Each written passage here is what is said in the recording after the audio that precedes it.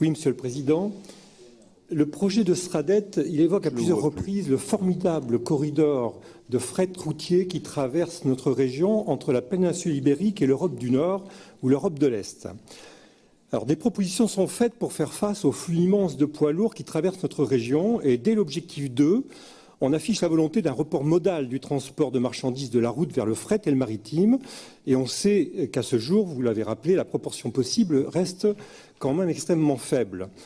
L'objectif 48, il va au-delà du report modal pour réduire ces trafics poids lourds en transit international et il évoque des itinéraires obligatoires, des péages, en plus des autoroutes ferroviaires ou des autoroutes de la mer à créer. Mais quelle est la situation à ce jour au nord de ce corridor en Nouvelle-Aquitaine ? Plus des 2/3 des poids lourds qui franchissent les embouteillages de la métropole bordelaise en venant du sud s'engagent sur la RN10 plutôt que sur la 10.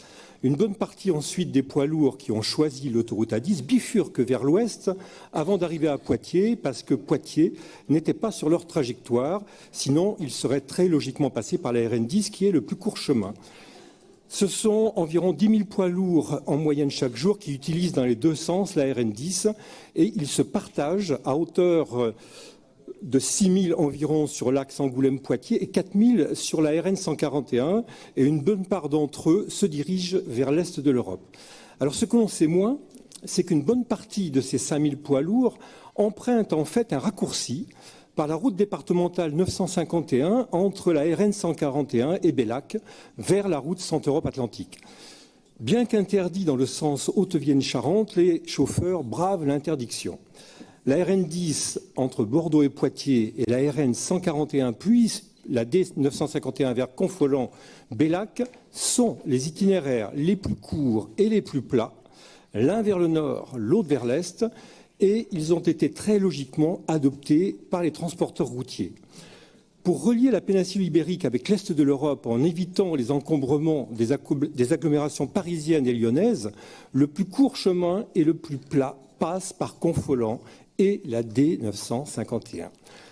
À partir d'Angoulême, aller jusqu'à Limoges par la RN 141 pour remonter ensuite par l'A20 pour rejoindre la RCEA est un allongement sensible de parcours et comporte un tronçon avec une pente de plus de 6% qui augmente les consommations de carburant et peut être difficilement praticable en hiver.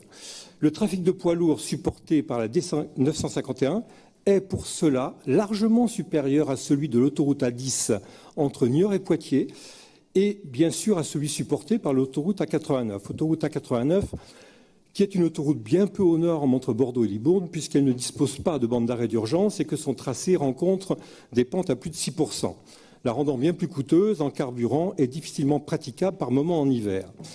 La Charente a ce privilège, heureux ou malheureux selon comment on se situe, qui lui a donné par la géographie le privilège d'être traversée par les camions et contournée par les autoroutes.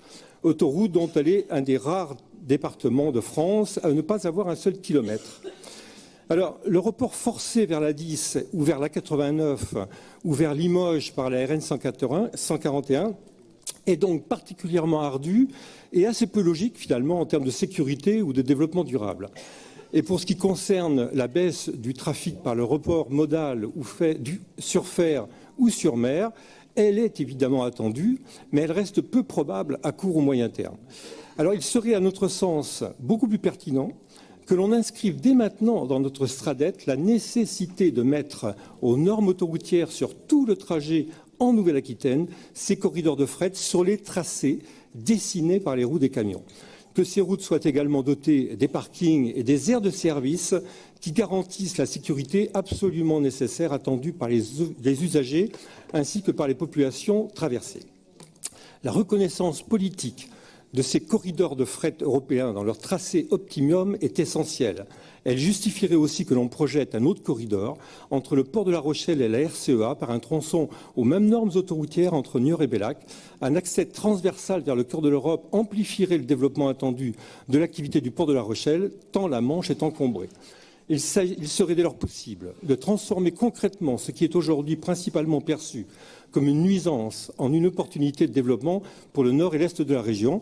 Ceci pourrait se faire en adoptant la même stratégie que celle qui a été déployée au sud de Bordeaux, avec la mise à 2 fois 3 voies d'autoroute concédée à 63, Le coût serait alors supporté par le fret européen qui s'échange, tout autre financement étant hautement improbable et surtout injuste. Inscrire notre volonté collective pour ces corridors de fret internationaux serait, à mon sens, un engagement très clair pour l'Europe de la part de notre Assemblée régionale.